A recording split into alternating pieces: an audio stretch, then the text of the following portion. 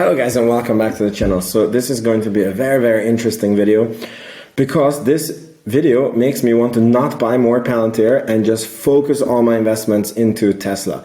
It's so bullish. I was studying up on something and I had a realization about how Tesla's pricing strategy does not get enough credit and it's their fucking edge.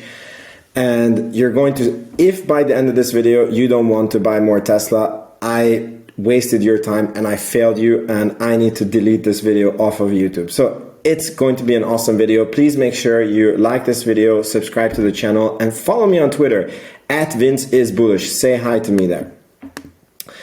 So Tesla's dynamic pricing has created a lot of controversy when it was first introduced. So in January, I need to make my face smaller.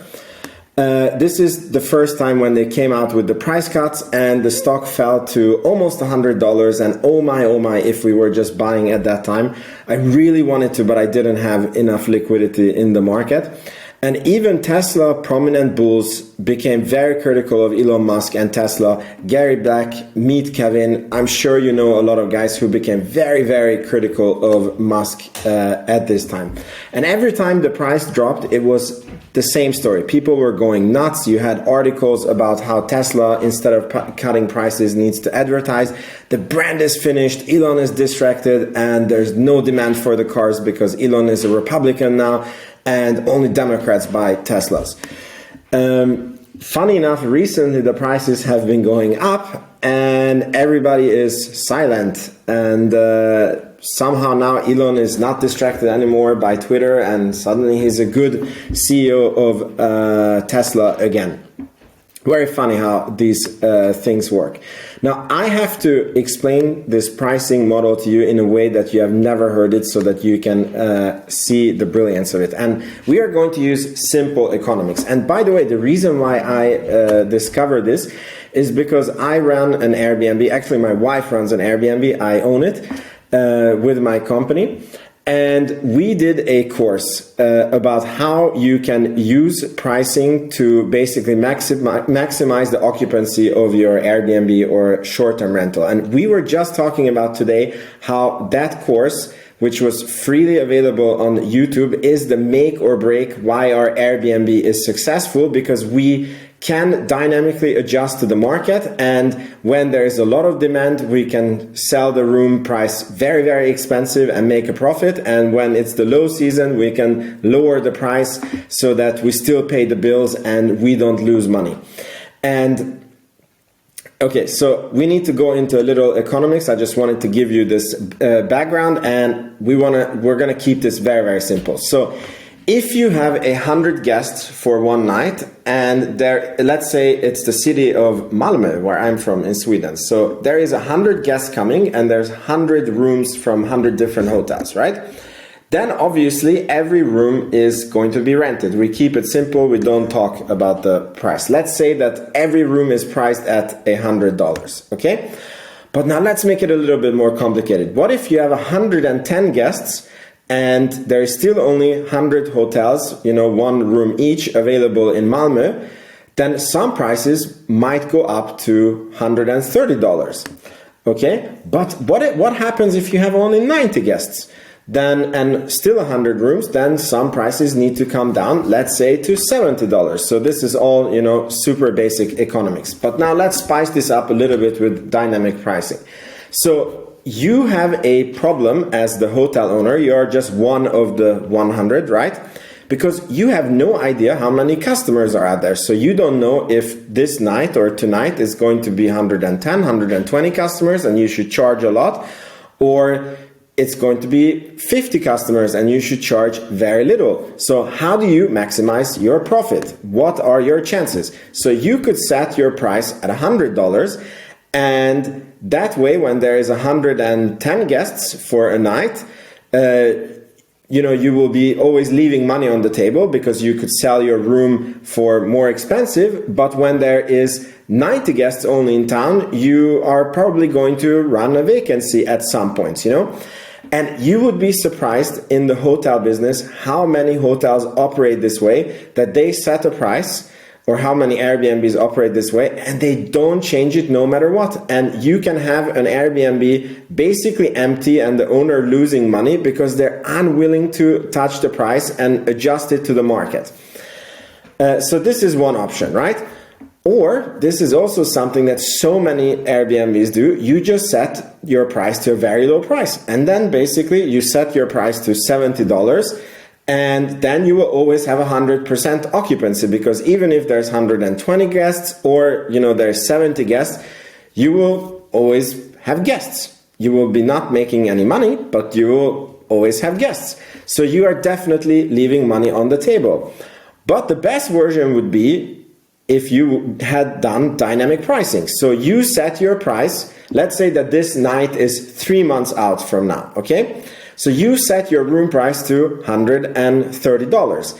And if that night is super much in demand 3 months out, customers will take it. But let's say nobody takes it for 2 weeks. So now it's only 2.5 months away. Now you lower it to $120. And let's say still nobody takes it for another 2 weeks. So now it's only 2 months left. Now you lower it to $110. And you continue this way until your room is taken. This way, you maximize your profit and you maximize your occupancy. So this is a fantastic thing. So what happened here with this slide? Okay, here we go. So what the F does this have to do with Tesla?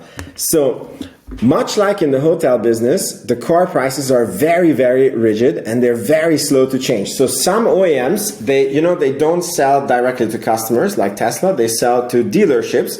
And whenever they want to pump their quarterly numbers, they just send more cars to the dealerships where the cars are just sitting waiting for customers.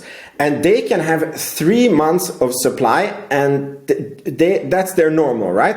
If they have 6 months of supply, then the car companies are thinking maybe we should do something, run some advertisements, do something to spur demand.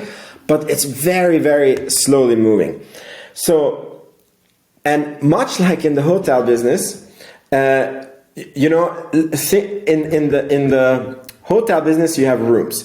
I would say that in the car business you have factories, like how many cars you can produce.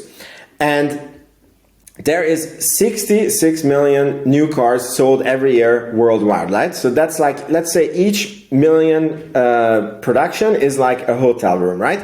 So you have 66 rooms that you have to get rid of in 1 year, and you have many different companies that compete on this, right?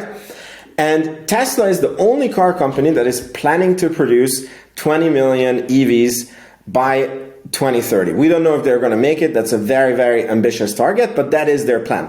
All the other car makers are aiming for much, much lower numbers, and their plans are very, very hard to find. I tried for this video. And the things that I could find is Ford is planning to produce 2 million EVs by 2026. BMW is planning a somewhat similar number. Polestar, which people say is a huge competitor to Tesla, is only planning to have 100,000 cars. GM is only planning 2 million cars. So if we think in the hotel business, it's like you have the maximum capacity can be 66 rooms.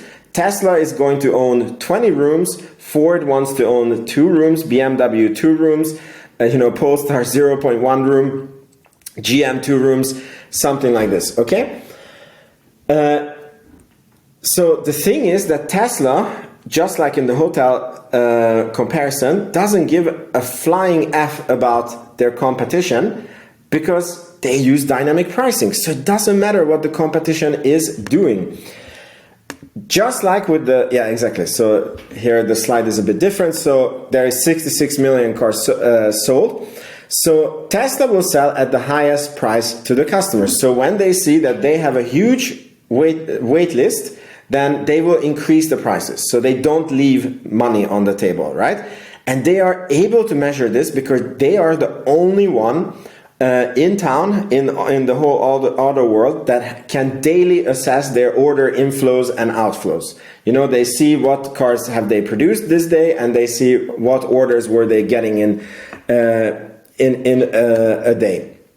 So if the economy is good, Tesla will obviously sell through their production at a very, very high price, and then the competitors can take whatever is left over. So it's 66 rooms.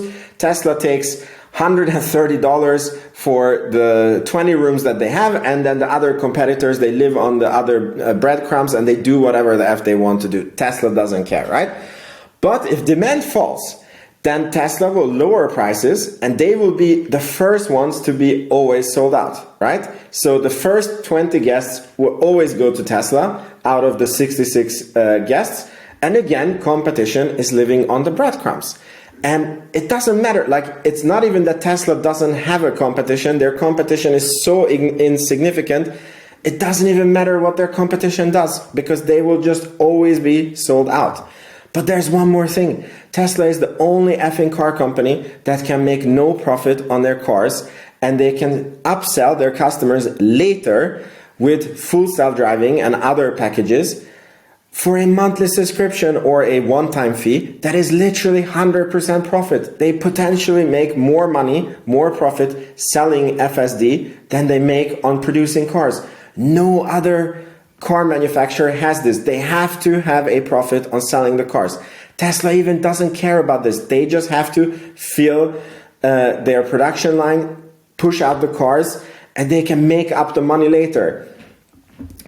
And again, here, it's not even that competition doesn't stand a chance. It's like, it literally doesn't matter what they do. Tesla is 100% cause over the market. And this is because, you know, if I was in the Airbnb business, and I am in the Airbnb business, but what I'm trying to say is if nobody else would be doing dynamic pricing, I would be the one that is doing dynamic pricing. I would be the most the most profitable hotel in all of Malmö, because I would always take the customers at the best price. But the problem is that, you know, the information is freely out there on YouTube, and surprisingly still, let's say 20 or 30 people do 20 or 30 people of hotel owners do a pricing strategy where they do dynamic pricing.